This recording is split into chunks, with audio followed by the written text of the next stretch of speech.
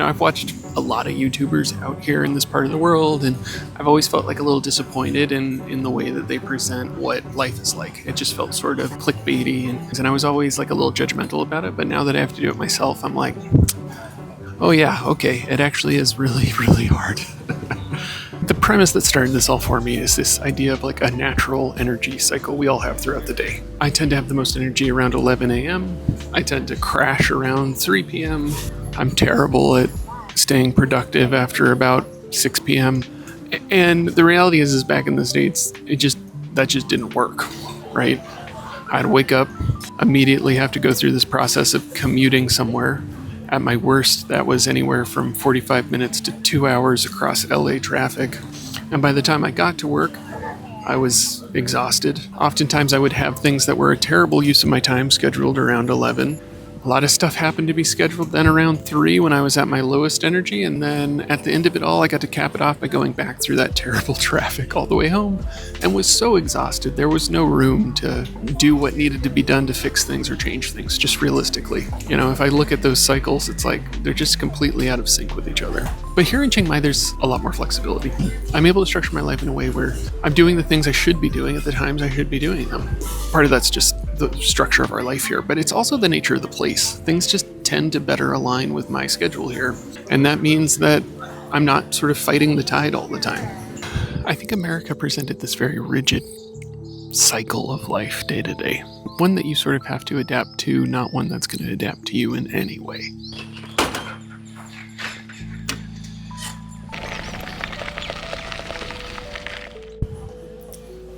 You know, we all know the US is pretty car-centric. You want to go somewhere, pretty much anything, even a trip down to the grocery store requires finding your keys, getting in your car, driving 20 minutes, finding parking, doing the same thing on the way back. But here life's really different. Most of what I need day to day is within 15-minute walking distance of where I live. I sort of showed that here in green and yellow for biking and walking distance. If I need ingredients for dinner, I can walk down and grab a couple things at the store and walk back. Sometimes things are far away, but a lot less frequently. And when I do need to go far away, I get an Uber. There's not really a need to have a car.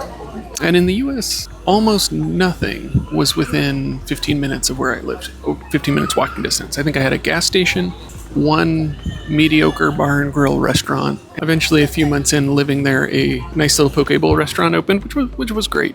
But that was it. When I went shopping, it was a whole ordeal. We went and drove across down to Trader Joe's and bought 2 weeks to a month's worth of food at a time. The idea of running out of the house to grab just one ingredient was kind of unthinkable, not even possible. And it's amazing how much that shifts every element of your life. I mean, we have 4 different markets with great produce. When you have fresh produce around, easily accessible, guess what? You eat more fresh produce. Who would have thought? We have 2 little sort of general stores in our neighborhood where I can go to pick up essentials, owned by people locally in the neighborhood. Turns out, when you have that available, more of your money stays in your neighborhood. And a huge amount of the produce we buy comes from within 20 miles of where we live. It's a night and day difference, and it takes no effort because it's the way things are structured. So when I talk about the pace of life here and the way that my natural sort of energy cycles have aligned a little bit better with this place, a big part of that is rooted in this concept of time. I did a whole video about this, about monochronic and polychronic time. You can go check it out here if you want. But essentially, this idea of very linear time, in which we see lateness as a sign of disrespect, in which time is seen as sort of a linear series of events in nice little neat blocks, the idea of your Google Calendar. This is a very monochronic cultural perception of time, and that is not how all cultures think or perceive time.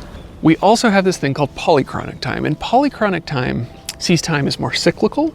It sees it as simultaneous things happening, and it is not as rigid in defining when something ends and begins. The ending and beginning is really more defined by getting the thing done properly, not an arbitrary due date.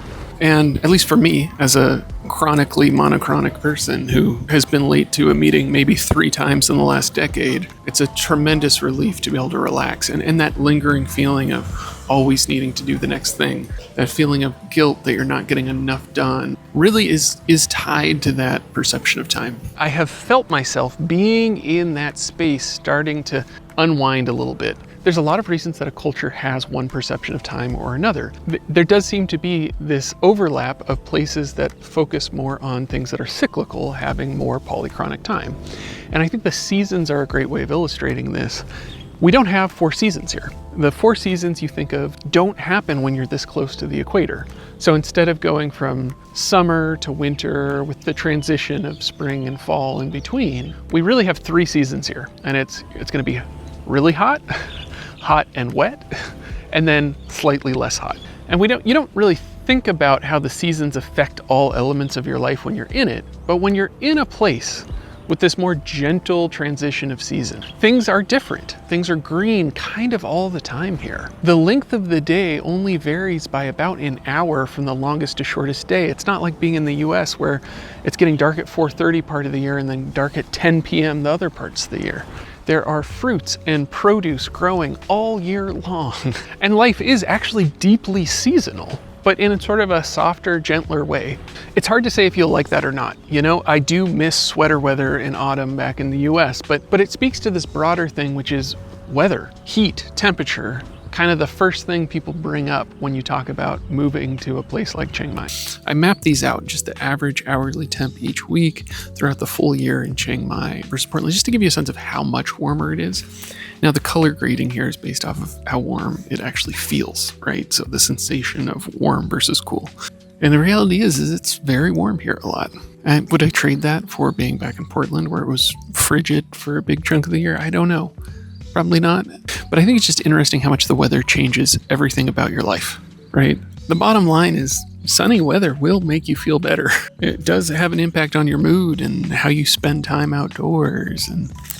And in that is this idea of color too. This was a fun one. I don't know if you've ever seen these visuals. They show the average color for each frame of a movie over time, so you can kind of get a sense of the color palette of the movie. I thought, what if I loaded up a bunch of footage from Chiang Mai and Portland and compared them, and it's like, there's a big difference. Life's more saturated here.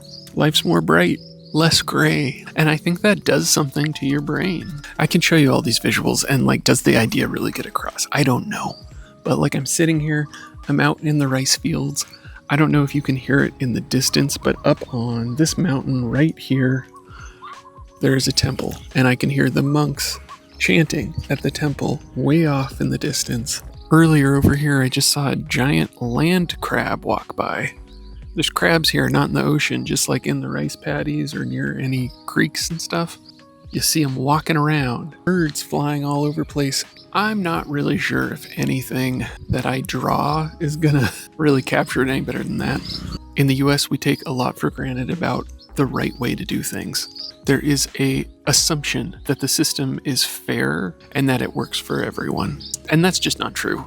If you leave this just doing a little bit of thinking about how much of the issues you're having are you versus the system you're operating in, and maybe it empowers you to focus a little more on the things you actually do have some control over, that's a win, you know? So take that as you will. Thanks so much for joining me, and have a good time wherever you are in the world. Bye for now, folks.